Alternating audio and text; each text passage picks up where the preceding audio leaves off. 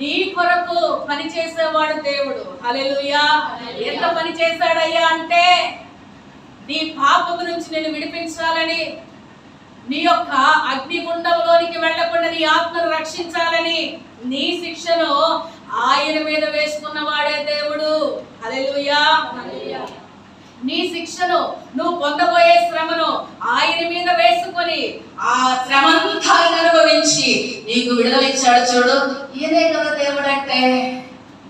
నమ్మండి, గుడ్డిగా నమ్మద్దు. అది కూడా ఆలోచించండి, ఆలోచించండి. దేవుడు అనబడిన వాడు నీ కొరకు ఏదో చేయాలి. నీ కొరకు చేసిన వాడు ఉన్నాడు, ప్రాణం ఇచ్చాడు. ఆయన ఎంత ప్రేమ అంటే మహిమను విడిచి మట్టి లోకానికి వచ్చి ఆఖరి రక్తపు బొట్టు వరకు నీ కొరకు చిందించి తన ప్రేమను చూపించి ప్రాణమునే వెల చెల్లించి అపవాది చేతిలో నుంచి నిన్ను విడిపించాడు.